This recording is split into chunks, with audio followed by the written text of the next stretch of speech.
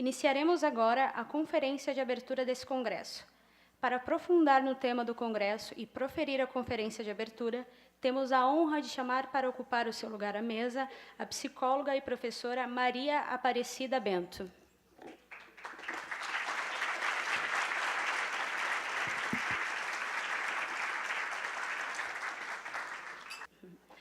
Doutora pelo Instituto de Psicologia da Universidade de São Paulo, USP, Maria Aparecida Bento atualmente coordena o Centro de Estudos de Relações de Trabalho e Desigualdades, CERT, organização não governamental que produz conhecimento, desenvolve e executa projetos voltados para a promoção da igualdade de raça e de gênero. A psicóloga foi membro da Comissão de Direitos Humanos do Conselho Federal de Psicologia e colunista da revista Carta Capital. Cida Bento, como é conhecida, tem atuado nos temas ações afirmativas, identidade étnica, discriminação do trabalho, administração de recursos humanos e preconceito. Maria Aparecida ainda é autora de diversos livros, entre eles Cidadania em Preto e Branco, Núbia rumo ao Egito e Psicologia Social do Racismo, estudos sobre branquitude e branqueamento do Brasil. A pedido da conferencista, após a sua fala, abriremos um breve diálogo com os participantes. Quem tiver interesse em levantar alguma questão, por gentileza, entregar a pergunta por escrito a algum dos monitores. Por fim, pedimos que permaneçam no auditório até o final da conferência. Na sequência, teremos a apresentação cultural com a banda Cores de AED e um coquetel de comidas típicas afro-brasileiras oferecidas pelo Congresso para confraternizarmos. Bom evento a todos e a todas.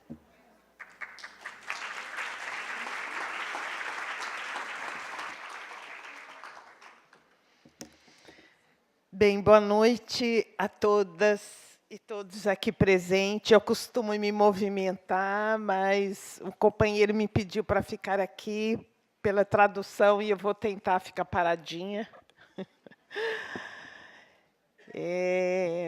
O desafio que me foi colocado foi refletir um pouco sobre a psicologia que precisamos, aquela que temos e aquela que necessitamos. E aí, como o professor Serafim, quando ele estava falando, que ele sempre se pergunta o que nós fazemos como psicólogo, eu também, ainda mais nos últimos anos. Não é? Na verdade, nos últimos tempos, eu não sai da minha mente aquele filme, O Ovo da Serpente. Alguém aqui viu aquele filme, O Ovo da Serpente? Alguém viu? 1, 2. Não, tem algumas poucas pessoas que viram esse filme. Este filme é um filme bastante interessante, que mostra um pouco os sinais do nazismo quando ele estava chegando e as pessoas não estavam vendo. Esse era o filme. O Ovo da Serpente é isso. Né? Então, tem até uma imagem, uma certa altura, que deixa o ovo translúcido e você vê a serpente lá dentro. Mas os sinais todos de que a serpente já estava chegando estavam ali dados e as pessoas não notavam. E essa sensação que eu tenho olhando para o momento que a América Latina, que o mundo, que o Brasil está vivendo, e um pouco angústia com relação a este momento. Né? Eu penso muito que tem, quando estou fora do Brasil, que tem uma característica do Brasil que marca a maneira como ele é representado, que é a diversidade. De flora, de fauna, de culturas, de pessoas. O Brasil é um país diverso e isso chama atenção quando as pessoas se referem ao Brasil. Né? E também se fala de um Brasil hospitaleiro e cordial. Até uma pesquisa mostrou que o brasileiro é cordial. Essa complexidade desse país, que também lidera o ranking de países que mais mata trans no mundo. Campeão das desigualdades. né? Está entre os 10 que mais mata mulheres. E nós matamos um jovem negro a cada 23 minutos no Brasil. É mais que uma guerra como a do Afeganistão.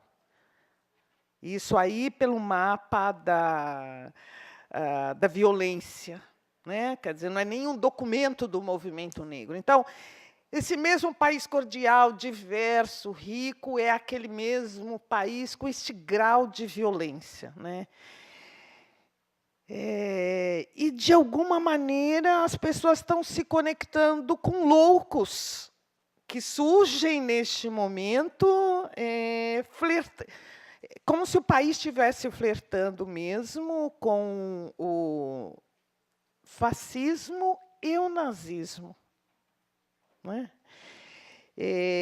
Hoje, ainda, quando eu estava de novo repassando este momento, que eu ia até alterando um pouco das coisas que eu ia trazer aqui, eu não quero falar no nome desta criatura, mas esta criatura está na segunda dentre aquelas que tem mais intenção de voto, e dizia hoje que a favor da tortura, que sem uma guerra as coisas não vão mudar, que as pessoas precisam ter uma arma na mão, né?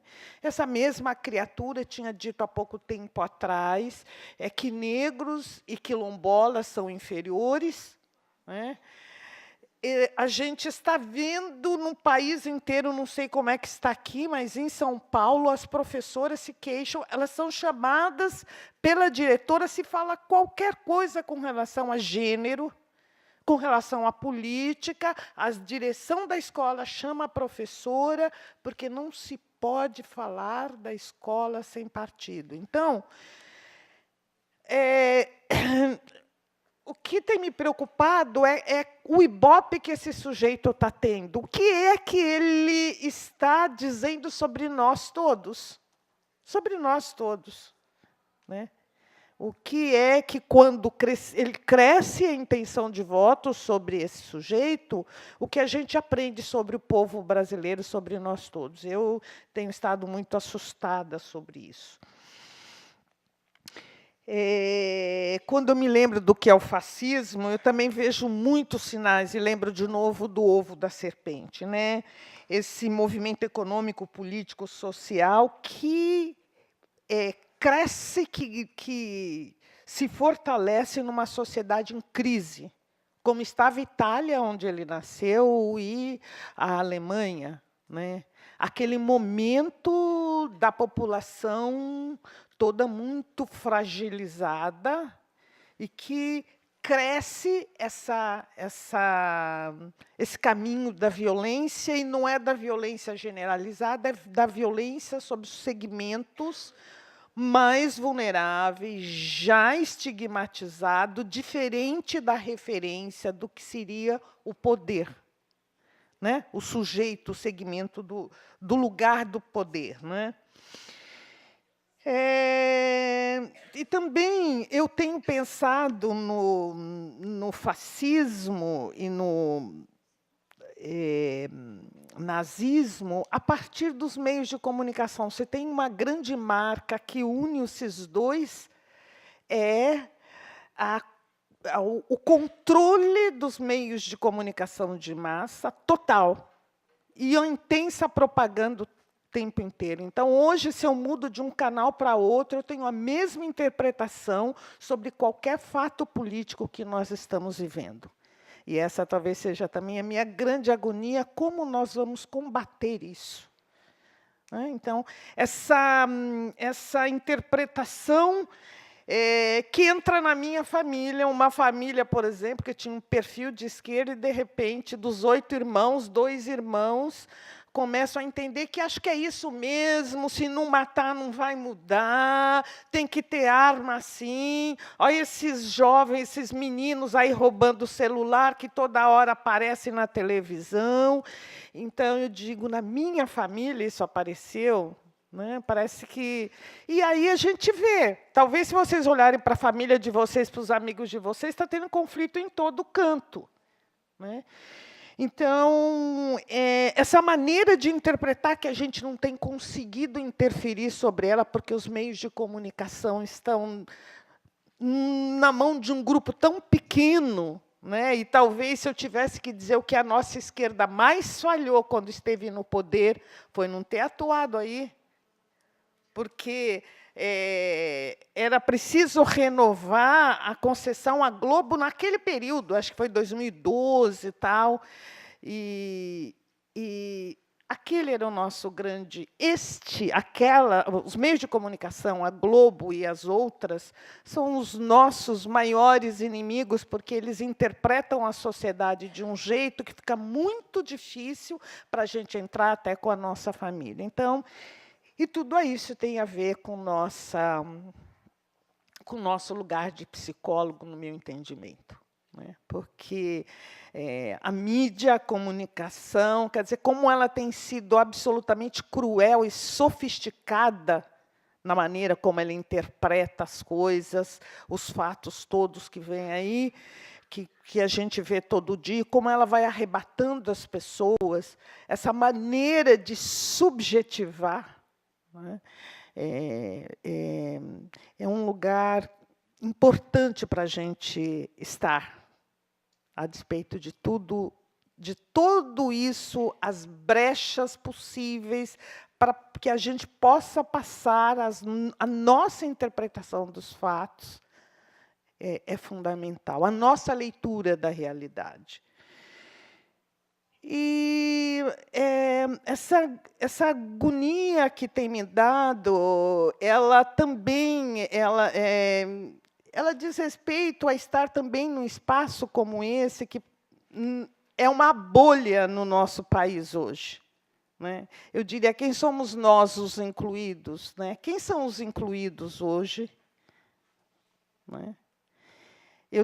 Eu fui uma pessoa que escreveu, sou uma pessoa que escreveu muito sobre branquitude como um lugar onde as pessoas olham para si e olham para o outro e colocam um lugar de referência, e junto com ela eu pensei em masculinidade e heterossexualidade. E mesmo na esquerda nós podemos ser brancos, héteros e homens, né? Com essa característica de dominância, de supremacia, de colocar o outro num lugar onde não estão vigindo regras, né? O outro no lugar do diverso, da alteridade, da vulnerabilidade. O desconforto que os últimos 15... que os resultados das políticas públicas dos últimos 15 anos, o desconforto que a classe média experimentou, para nós, no CERT, na minha organização, foi visível. A gente tem uma ação de a segunda maior companhia aérea do Brasil, vocês devem ter visto, porque saiu nos jornais, em que, de repente, uma pessoa da companhia aérea diz, depois que os bilhetes aéreos podem ser vendidos na Casa Bahia, a gente tem que sentar do lado de qualquer um no avião, porque estava sentado do lado de uma pessoa negra. Então, esse desconforto ele apareceu em todos os lugares. Eu saí de uma banca examinadora de uma universidade de São Paulo, em que o pesquisador queria saber por que alguns jovens negros que poderiam ter entrado na política de cotas, eles não quiseram entrar na política universal. Então, ele pesquisou esses jovens negros. E fala a corrente de todos eles. Não quer ser carimbado como um expropriador, porque é assim que a universidade vem tratando os jovens negros que têm utilizado as cotas.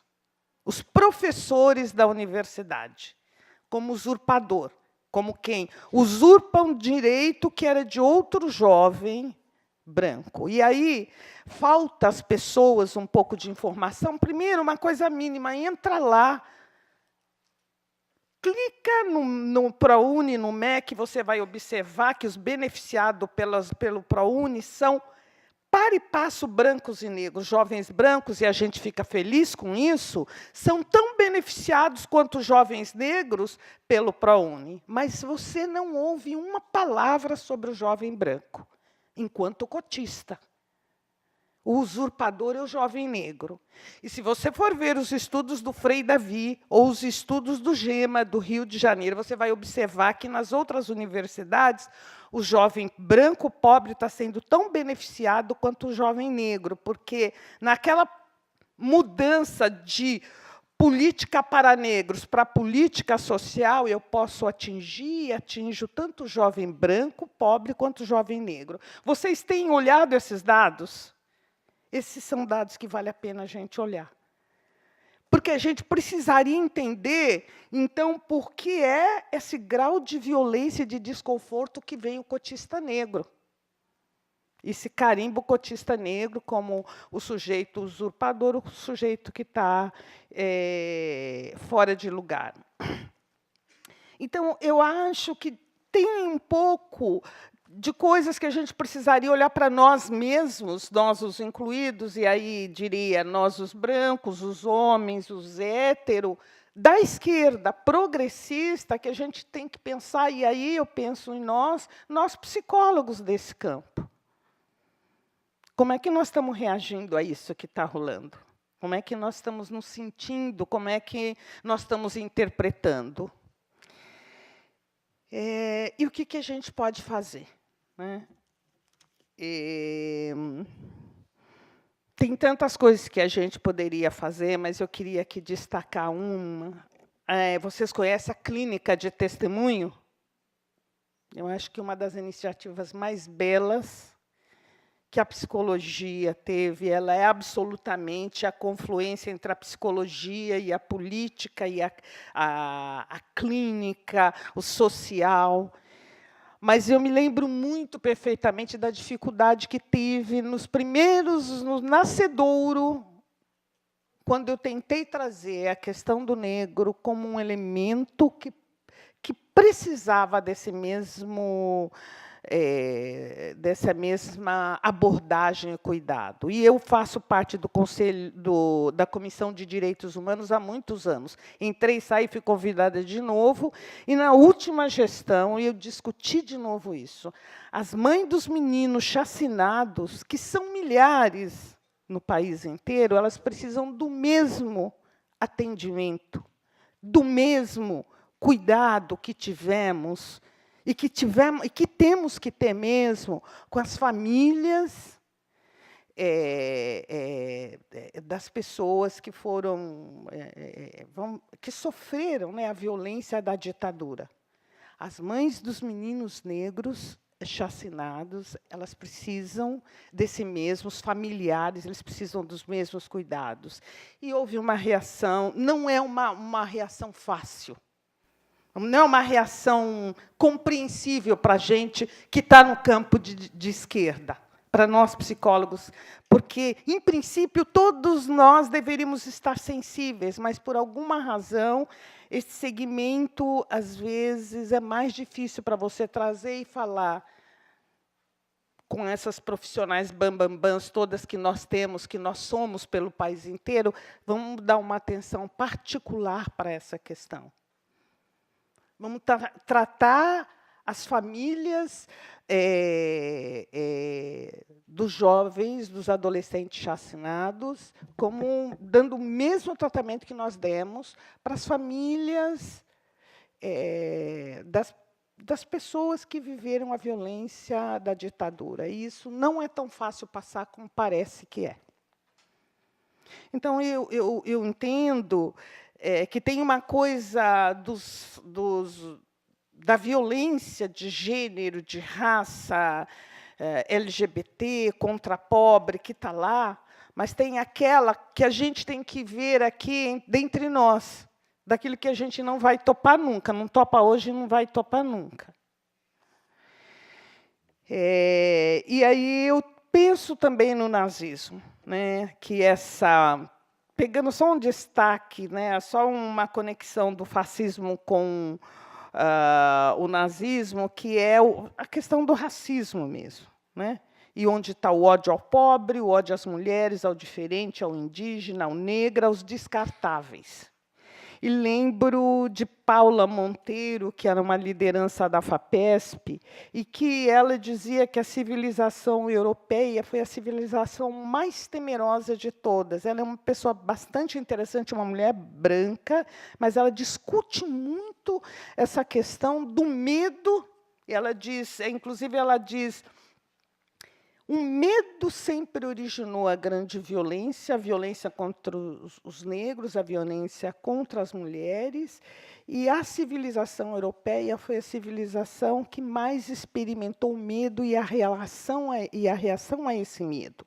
O medo da caça às bruxas, ao mesmo tempo foi o medo que gerou a caça às bruxas, é o mesmo medo que gerou a perseguição aos negros no mesmo período da Idade Média. Então, ela traz um pouco esse medo como propulsor da violência contra os grupos que estão nas margens da sociedade. E os grupos que são tratados como os estrangeiros, como trânsfugas, como os marginais. E, nesse sentido, eu acho que tem um lugar muito particular nosso, de como é que a gente pode incorporar naquilo que a gente pensa, que são as atribuições de psicólogo, esse olhar para este lugar nosso e para esse lugar deste outro, né? E eu fiquei pensando muito, nesses dias, nas conexões que a gente vê também nesse momento com os estudos de Adorno e a personalidade autoritária, né? Também pensei que isso está muito presente hoje, né? E está muito presente nesse segmento mais violento que está aí do nosso lado, né? A personalidade autoritária, enquanto aquele conceito que mostra a projeção daquilo que eu não quero em mim sobre o outro, e eu construo o outro como violento e reajo a ele. Eu construo, eu projeto nele a minha violência e reajo àquilo que eu projetei nele. Então, acho que Adorno, e eu acho que o grupo de Adorno, que tem os estudos mais consistentes nessa área, no meu entendimento, mais longo, com maior volume de pesquisadores, de pesquisas, e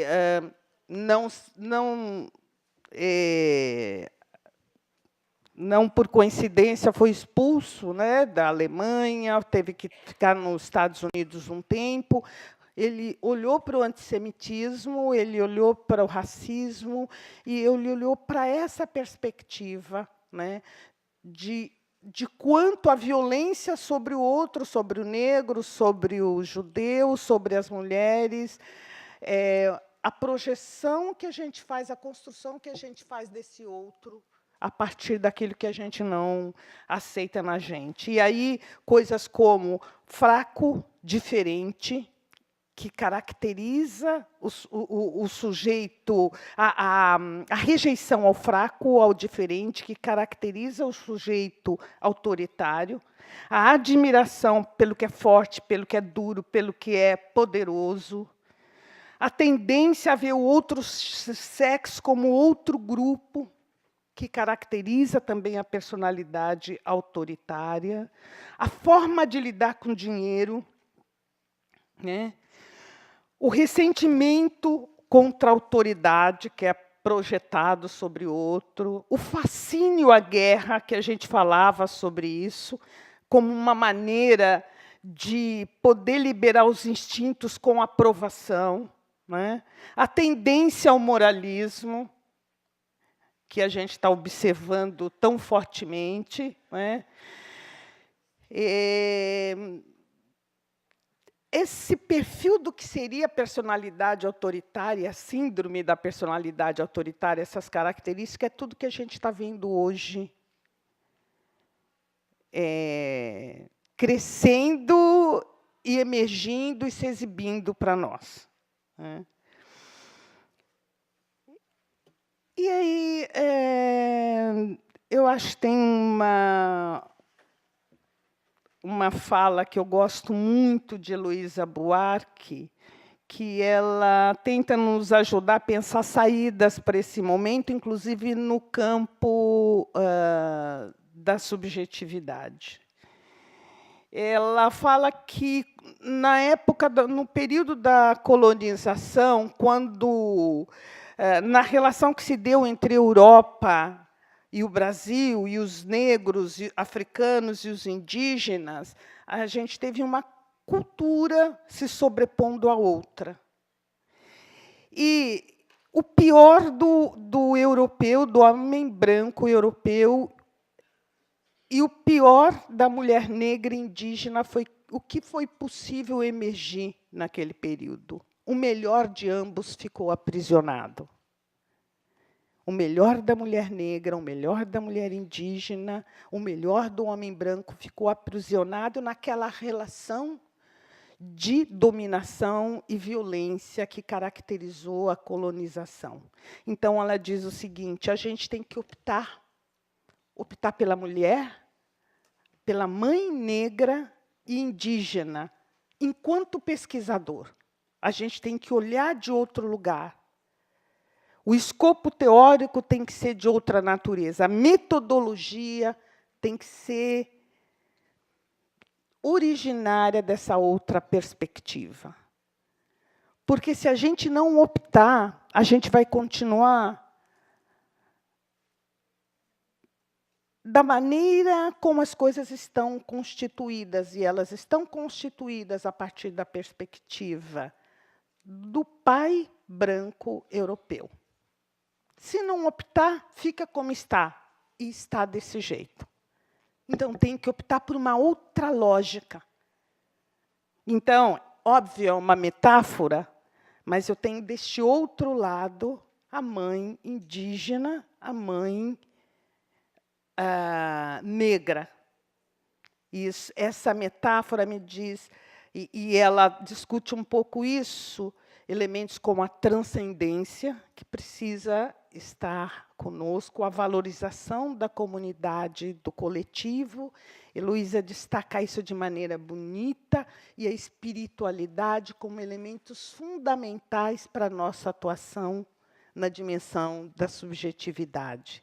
Então, eu gosto muito dessa perspectiva. Quando eu estudo psicologia africana, eu percebo todos esses elementos teóricos lá, mas ela não fala de teoria, ela traz essa metáfora como quem dissesse: você tem que ir para o outro lado, para o lado feminino, para o lado que foi que falta, que é a falta das nossas perspectivas. Eu gosto muito desta dimensão que ela traz.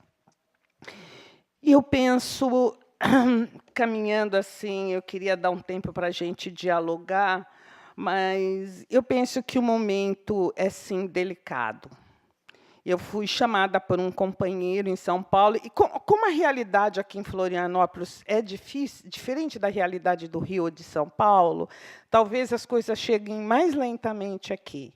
Mas o meu amigo Juarez disse: Cida, a gente teve 3 suicídios de jovens negros. A gente tem que falar sobre isso, né? A gente precisa falar sobre isso. E aí eu pensei um artigo que ainda não fiz para a Carta Capital, que é: entrei na universidade e adoeci. Mas serviria, entrei na instituição, adoeci. Adoeci. De que maneira, de quantas diferentes maneiras uma instituição pode dizer para determinados segmentos que lá não é lugar dele ou dela? De quantas diferentes maneiras, sem nunca explicitar, sem nunca estar em nenhuma regra. Então, nos últimos anos, eu venho trabalhando muito com instituições, grandes instituições, no sentido de como é que você abre as grandes instituições para o pensar a diversidade de gênero, de raça, LGBT, quer dizer, o desconforto que é uma mulher chegar numa diretoria onde só tem homens, ela está entrando pela primeira vez e ninguém fala nada. Mas bastou ela sentar. Bastou ela sentar ali na reunião, na cadeira, para o desconforto, a maneira como uma instituição reage à diferença. A maneira como ela reage aos jovens negros na universidade, enquanto cotista, ou no avião, enquanto um passageiro como outro qualquer. A maneira como as instituições reagem à presença de determinados segmentos é o que tem me interessado muito no meu momento atual. A maneira, e tem algo que a gente pode fazer, sim. É falar sobre isso dentro da instituição. É trabalhar com as altas lideranças de uma universidade esse tema. É trabalhar com a mais alta liderança a maneira como jovens negros, indígenas estão se sentindo dentro da universidade. A maneira com que uma trans está se sentindo dentro de um grande supermercado, porque ela entrou, ela está ocupando um lugar e está trazendo desconforto para todos. Esse é um lugar do psicólogo organizacional privilegiado, do psicólogo social privilegiado. E eu penso que é nos ver como incluídos, de certa maneira.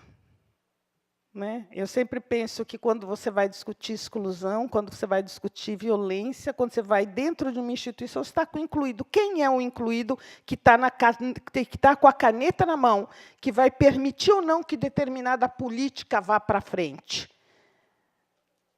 O incluído, ele não é, nesse lugar de poder, ele não é jovem, muito frequentemente não é feminino e não é negro, e é com ele mesmo que nós vamos ter que falar. Esse cara é o cara que está no MEC, ele é o gestor do MEC, ele é o reitor da universidade, ele é o diretor da empresa, e ele é o cara que, de alguma maneira, contribui para operacionalizar a exclusão, a violência nas políticas que faz. E esse é também um lugar importante para o psicólogo. Esse é dentro das instituições. Muitas de nós dizem, eu lá não vou. Acho que é lá também nosso lugar. E alguém me perguntou se a gente brigava pela entrada dos jovens negros no mercado de trabalho, se a gente queria uma elite negra. Eu diria, não. Eles podem ficar varrendo o chão, enquanto os jovens brancos ficam nos lugares de destaque, porque tem um pouco esse conceito nosso, principalmente quem está nos espaços de esquerda, que a gente não tem que fazer esse trabalho dentro das empresas, mas 80% da população negra está dentro das empresas. Quer disputar outros espaços. As mulheres querem outros espaços dentro das universidades, dentro das grandes empresas. Então, eu vejo aí um espaço, um território de trabalho do psicólogo desafiante e imprescindível, de pensar a instituição, quando o espaço conservador, que quer normatizar, que é o espaço oposto da democracia, mas é o espaço onde nós vamos e adoecemos. Isso eu acho que é um outro espaço, além desse primeiro que eu trouxe. E aí eu finalizaria, para abrir, que, além de doutora, além de professora da USP, além de dirigente de uma universidade, há muito tempo eu trabalho diretamente com os movimentos sociais, o movimento negro, principalmente o movimento sindical. Acho que a minha organização é a que mais trabalhou com a CUT ao longo de 30 anos. Tanto é que nós que fizemos a publicação sobre este trabalho, a CUT e a luta antirracista. Dentro da CUT, os 30 anos comemorativos nós é que fizemos. E aí, dentro desses movimentos, eu queria destacar um pouco o movimento, nessa última falinha minha, da Marcha das Mulheres Negras. Eu não sei se vocês sabem, em 2015, nós tivemos 50.000 mulheres negras em Brasília, e a marcha chamou Marcha das Mulheres Negras contra o Racismo e pelo Bem Viver. Eu acho que as mulheres negras nos disseram algo que os jovens estão nos dizendo na rua, que as trans, as lésbicas estão nos dizendo, que é mais do que a gente pensar um mundo onde eles estejam incluídos, mas pensar com eles, pensar com elas. E quando a esquerda tem perguntado, e eu vim aqui para Porto Alegre, disseram, mas por que o movimento negro não está vindo mais para as reuniões e tal? A gente tem que, de novo, conversar. Mas uma das coisas que ficou patente esse tempo inteiro é que os espaços progressistas entendiam que o máximo que podiam fazer, espaços progressistas ou de esquerda, é pensar um mundo onde os negros estavam incluídos, mas nunca pensaram que os negros disputam uma perspectiva de desenvolvimento. E aí as mulheres negras, quando dizem a gente quer um mundo, a gente quer o bem viver, elas estão falando de outra relação entre as pessoas, elas estão falando de outra relação com a natureza, de outro pacto civilizatório.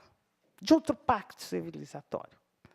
Então, eu diria que a gente, enquanto psicólogo, psicólogo social, psicólogo organizacional, psicólogo clínico, um desafio para nós é poder colocar esses segmentos neste outro lugar, onde a gente verdadeiramente não seja só a referência e ele o diverso, o diferente, que terá um outro tratamento. Não é? Mas que a gente possa mesmo achar que é possível com. Né? Não para, mas que é possível com. Obrigada.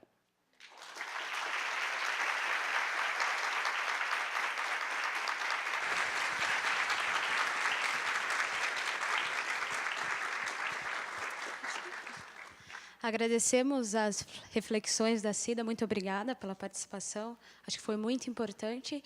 E como você nos propôs, né, um diálogo, eu gostaria de saber se tem alguém que tem algum questionamento, por gentileza.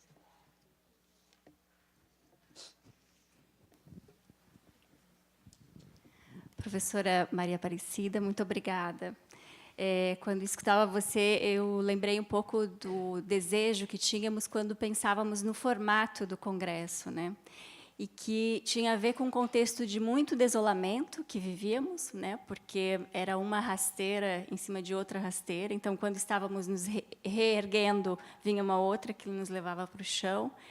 E o desejo era de criar esses espaços para que pudéssemos nos alimentar e voltar para o fronte. Né? E hoje foi um dia de um trabalho bastante bonito, e a sua fala vem, de novo, a alimentar esse fôlego utópico necessário. E aí eu quero compartilhar um pouco de uma angústia, ou uma ausência de pergunta que tem aparecido para mim no espaço de formação docente, e aí também juntando com uma experiência que eu tive numa pró-reitoria de assuntos estudantis, que fazia justamente a implementação das políticas de ações afirmativas. E é preciso dizer que a minha história, na minha biografia, tem uma história de movimento estudantil, né? Enquanto estudante de formação, nesse espaço de formação acadêmica também. E uma coisa que eu tenho me deparado, e que isso tem sido recorrente, é de você sentar com alguns coletivos e junto vem um olhar que te olha e mente para você. Um olhar que te olha e que, no espaço de um coletivo menor, assume alguns compromissos importantes que vão na direção de um compromisso para todas e para todos. E, quando está numa assembleia estudantil, ele desmente os encaminhamentos, ele caminha na outra direção. Que, para mim, foi um grande susto quando me deparei nesse espaço, né, na coordenação de uma política como essa, que acreditávamos e que defendíamos, e que você perdia pessoas importantes em nome dessa ruptura. E era de uma prática mentirosa, de uma prática que não caminhava numa ética, de um princípio acordado dentro da construção que fazíamos. E uma outra situação que tem me deixado muito sem saber para onde ir, é isso que me tira o lugar de conversar com você, de construir com você, porque a minha pele é branca. E eu digo para você que, se a sua dor dói em mim, eu me sinto mobilizada, porque ela é minha também. E, na minha história, a luta por um mundo foi por um mundo mais justo para todas e para todas. Então, eu compreendo que, na necessidade de a gente visibilizar a causa mais particular das minorias, a gente teve que dividir. Mas vem uma sensação de não ser para onde, de não saber para onde ir, porque parece que a gente não está conseguindo juntar por uma grande luta, e que talvez fosse, né, a luta que nos juntaria, que é do direito humano. Eu estou aflita, assim, vivi uma experiência que foi bem chata, assim, recentemente, e que, de novo, me levou para casa sem resposta, assim, porque nós não estamos contra. A nossa luta é pela mesma, mas claro, você não está me enxergando como alguém que quer se juntar porque a nossa cor de pele é diferente. E aí eu entro... Isso produz sofrimento também, né? Assim, quando a gente, dentro do espaço da formação, não está conseguindo mostrar isso, né? Enfim, não sei se eu consegui me fazer entender. Obrigada. Mais alguém? Acho que, se tiver mais... Boa noite a todas e todos, né? Fico muito agradecido de estar aqui hoje, né, ouvindo a Cida Bento e fazer essa conversa com ela também. Eu sou professor de uma instituição também de ensino, né, da UFAL, mas do interior de Alagoas, né? Trabalho lá, há 10 anos que trabalho lá, né? Meu nome é Saulo. E na sua fala, veio uma coisa que fica muito presente dentro do circuito da universidade na qual eu trabalho, sabe? Que eu dou um nome... Esse nome está surgindo, assim, uma coisa que eu estou pensando muito, que é aparição invisível. É um nome que eu estou tentando pensar, algo assim, sabe? Uma aparição invisível dos alunos, porque a minha universidade, como no lugar onde eu dou aula, é um lugar do interior, né? E aqui deve ter pessoas do interior também. E só esse deslocamento do interior capital a gente já começa a discutir que direitos humanos nós estamos discutindo, né? Quais direitos humanos ou contra-hegemônicos nós queremos construir também. Eu acho que esse é um ponto importante. E essa aparição invisível, eu queria que você talvez me ajudasse a pensar nisso também, no seu relato sobre os estudantes também da USP, né? Que na minha universidade tem muitos alunos da zona rural, eu lido com muitos camponeses, né? Filhos de camponeses, filhas de camponeses. Então, epistemologias muito diversas entram na sala de aula, entendeu? E, para mim, isso é muito bacana, porque me faz, obrigatoriamente, repensar e tensionar conceitos básicos de psicologia, assim, que, às vezes, eu acho que, para eles, não fazem muito sentido, ou se fazem sentido na tentativa de se encaixar, né? No momento que você coloca aí desse sofrimento de viver uma universidade que não enraiza, né? Que não cria um pertencimento, que não cria uma presença, né? Na imagem do professor, no que se coloca, no que se discute. E aí, alguns alunos que eu tenho um grupo, né, eu oriento atualmente um grupo PET NESAL, né, Núcleo de Estudos do Semiárido Alagoano. E nesse grupo tem muitos alunos quilombolas, indígenas e camponeses, né? E foi um espaço onde eu percebi que eles começaram a se fixar, sabe? Começaram a se encontrar nesse lugar. Só que eu percebi que nas salas de aula isso não acontecia, né? Por isso que eu falo que a aparição é invisível, porque é uma aparição, entendeu? Quando um menino quilombola, gay, entra numa sala de aula, tudo paramentado, né? Ele fala isso, estou todo montado hoje para a aula, né? Chega todo feliz falando isso, mas quando ele entra na aula é uma aparição, as pessoas meio que se assustam com aquilo. Mas é uma aparição invisível, porque, ao mesmo tempo, ele não aparece, entendeu? Não aparece porque, talvez, o lugar também, não sei, se o lugar não deixa eles conseguir se conectar, né? Se apresentar, eu não sei, acho que é algo assim que eu percebo. E eu percebo como isso é muito forte na vida docente também, sabe? Como faz 9 anos, vai fazer 10 anos no que vem que eu estou lá. E eu fiquei muito feliz de sair do Paraná e ir para lá, sabe? Hoje eu penso assim, que foi muito feliz esse trânsito, para conseguir perceber as diferenças também de lugares, né? E as tensões que isso cria na vida docente também como homem branco, né? Com certeza, isso cria uma tensão, né, constante, mas uma tensão muito proveitosa também, entendeu? Na capacidade de você conseguir toda hora está se deslocando e sendo pressionado também, né? E eu acho que isso é importante. Eu acho que a pessoa que tem um lugar de fala no sentido de um grupo branco tem que encarar o medo, entendeu? Tem que encarar as tensões, tem que perceber que isso vai acontecer e a gente não pode... Porque tem alunos, por exemplo, brancos que falam assim, Saulo, não quero mais estudar no grupo, não, meu. Não estou me sentindo à vontade em discutir esses temas, né? Aí eu falo, mas aí que é o lugar, né, cara? Aí que é o lugar da gente conseguir como lidar com essas tensões também, com esses jovens brancos que falam, não quero encarar isso, eu vou estudar educação, sei lá, do menino que veio do interior branco, eu não quero falar dessas outras questões, me parece que separa muito, assim, sabe?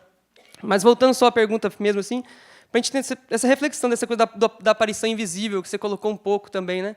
No mercado, nas empresas, na universidade, né? Que assusta, mas, ao mesmo tempo, se torna, tipo, silencia, que eu acho que tem a ver um pouco também com essa lógica do medo dos professores, ou dos técnicos, ou dos colegas, né? Ou das pessoas que participam da vida, assim, de alguma forma, né? No cotidiano. Então, essa é uma coisa que me tocou na tua fala, assim, ficou muito presente em mim essa ideia que eu venho pensando, sabe? E os alunos ficam vagando mesmo, tem alunos que ficam vagando, falam assim, eu não me encontrei no curso. E aí o aluno fica lá, assim, né? E os professores percebem que eles ficam saindo das aulas, ficam, né? E ainda bem que eu acho que os grupos de trabalho que discutem essa temática, que infelizmente é um problema isso também, porque me parece que só pode se encontrar quando discute essa temática também, acho que não sei se isso é um ponto também positivo, né? Acho que é um problema, porque tipo, só posso me falar quando for falar que eu sou aluno quilombola, daí eu posso falar do quilombo, mas se eu quiser falar da psicanálise de Viena no século tal, não é uma boa pesquisa para mim, sabe? Também acho um problema que a universidade coloca para esses jovens também, né? Só para fazer essa reflexão. Obrigado. Legal. Não só com sua fala, também com a fala da psicóloga da instituição da UFSC, da qual eu me formei também. Né, eu sou Bruna, psicóloga, enfim, faço parte do AMPSINEP, Articulação Nacional de Psicólogos Negros e Pesquisadores das Questões Raciais, Núcleo Santa Catarina, sou colaboradora da CDH também, Comissão de Direitos Humanos. E, como falei, né, anteriormente, me formei na UFSC e fiz parte também de coletivo negro, coletivo 4P, né, atuando dentro do movimento estudantil, junto com outros colegas, Renata está aqui, do Curima também, participando ativamente nesse espaço e tensionando e brigando por várias questões ali dentro, né, desde da política de cotas, as questões de permanência e também dentro da psicologia para a instituição de uma disciplina, né, de psicologia e relações étnico-raciais. Eu fiquei, desculpa, não me recordo o seu nome, não sei se... A Simone. Fiquei particularmente muito tocada com a sua fala e tocada num sentido muito de angústia, assim, né, de conseguir um pouco entender o que acontece, né? O que está acontecendo aí nesse diálogo dos movimentos estudantis com a instituição, que a gente sabe que é sempre muito tensionado, né? Que é isso mesmo, é um lugar de disputa, de tensão, mas me choca a sua fala no sentido, né, de que de mentiras, enfim, eu estou um pouco afastada da instituição nesse momento, não sei muito o que está acontecendo, mas fiquei muito mexida com isso e atenta, né, para entender como é que está se desdobrando, né, essas questões de cotas, enfim, né, dentro da instituição. E aí, tentando juntar um pouco com sua fala, e gostaria de colocar, talvez, para a Cida, mas acho que para a gente pensar conjuntamente também, como que podemos, né, e se podemos, como construir espaços para além de enfrentamento, porque nós, enquanto, né, população negra, população indígena que também está lá, quilombola, estudantes também, estamos o tempo todo, né, nesse enfrentamento, nesse embate na sociedade e dentro das instituições, e na instituição de ensino superior não é diferente. Como que podemos, então, construir e ser espaços, né, de promoção de saúde, para além desse enfrentamento? Porque uma das coisas que eu me deparava, e agora, sendo psicóloga, me deparo com as pessoas vindo ao meu encontro, é isso, né, de que entrei na instituição, entrei na militância, estou atuando nisso e estou adoecendo. Né? Como que podemos ser para além, né, desse espaço de enfrentamento, de luta, que a gente sabe que é necessária, mas também de promoção de saúde, de cuidado, e aí tentando fazer um link também com essas denúncias, né, que não deixa de ser denúncias também, de situações de estudantes negros, né, que tentam suicídios e muitos que chegam ao suicídio também. Então, são questões aí que me tocaram bastante, que eu acho que, de alguma maneira, se encontra, né, quando você fala, Simone, desse tensionamento e dessa dificuldade, né, do diálogo com os estudantes. Eu acho que também vem disso, né, desse lugar tão difícil que é estar dentro de uma instituição branca, que não foi pensada e não é, né, para nós. Eu entrei em 2011, 2002, e já de boas-vindas recebo de um colega falando: você é cotista? Tem professores que não gostam de cotistas, não querem cotistas, e vão procurar saber quem são os cotistas. Né? E é assim que somos recebidos até hoje. Acho que é um pouco disso. Obrigada. Companheira, tudo que eu ouço é muito parecido com isso. Tem uma coisa invisível que acontece para nós, professores, que a gente não tem ideia de quantas maneiras a instituição informa que aquele não é lugar para aquela pessoa, que ela está fazendo ali. E me ocorre essa delicadeza que você falou. A gente não deveria ser a cor de pele que nos separasse, impedisse esse esforço. Eu acho que é uma construção, eu concordo com o companheiro, porque eu trabalho sempre mais com brancos do que com negros, porque eu trabalho dentro de instituições. Quem está dentro da instituição, principalmente em lugar de liderança, não são negros. Então, meu tempo inteiro é de relação com brancos. E não é fácil por inúmeras razões. E não aconteceu de eu entrar numa instituição líder no seu ramo e eu não perceber mudança ao longo do tempo. Mas o fato de eu ser negra, entrar num lugar de saber, entrar num lugar liderando um projeto, liderando um desafio que a instituição não tem certeza se ela quer. Não sei se eu quero esse negócio de falar de preto, ficar prestando atenção na ascensão de mulher, de trans. Alguns querem um pouco, outros não querem nem ouvir falar nisso. E aí, dentro desse espaço que eu entro, e eu sinto isso que você sente, que você trouxe sobre como é que você pode conversar dentro dessa diferença, como é que se resgata a confiança. Porque eu entendo perfeitamente isso que ela coloca, a entrada na universidade, ou nas instituições, ela é de muita hostilidade. A minha orientadora, Fúvia Rosenberg, ela dizia: não use evasão escolar para falar da maior evasão das crianças negras, use expulsão. O sistema não dialoga com a cultura dessa criança. Né, dessa criança negra, dessa criança indígena. Então, eu acho que é um grande desafio. Mas, Simone, eu também penso que é por iniciativas como a sua, que a gente vai avançando. E eu sempre digo, na minha equipe tem várias psicólogas brancas, nós somos uma equipe de 10 pessoas, atuando juntas, que a gente tem que falar dessa coisa, né, do diferencial de ser branco num espaço como esse. Como é um homem junto com a gente numa luta enquanto mulher. Ele tem que trazer a perspectiva dele enquanto homem e falar quando isso é um desconforto. E, em alguns momentos, será para nós mulheres. E eu acho que é a mesma coisa com os héteros e trans. Mas eu acho que este lugar ele é um privilégio no sentido do psicólogo atuar, no sentido que ele é a verdadeira mediação entre segmentos muito separados socialmente. Eu acho, dentro da instituição, dentro da universidade, dentro da empresa, no movimento social, no movimento sindical. Eu noto essa possibilidade de entrelaçamento, né? De entrelaçamento de interesses e de tensão sempre presente. Né?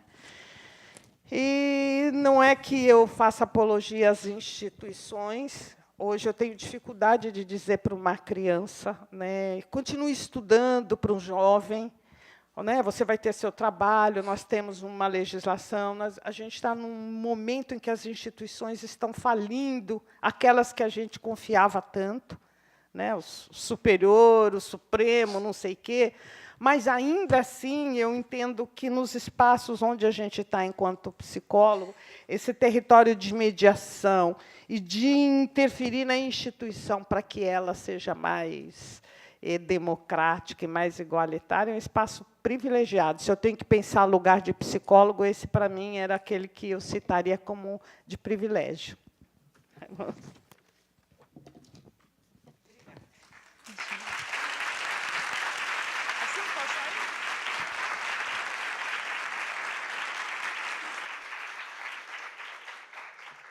Agradecemos as palavras da Cida, a todos os participantes. Convidamos todos agora a descermos ali no hall de entrada. Teremos os monitores que irão auxiliá-los ali. Nós iremos agora ver a apresentação cultural com a banda Cores de AID e depois participaremos de um coquetel de comidas afro-brasileiras. Obrigada pela presença de todos e uma boa noite.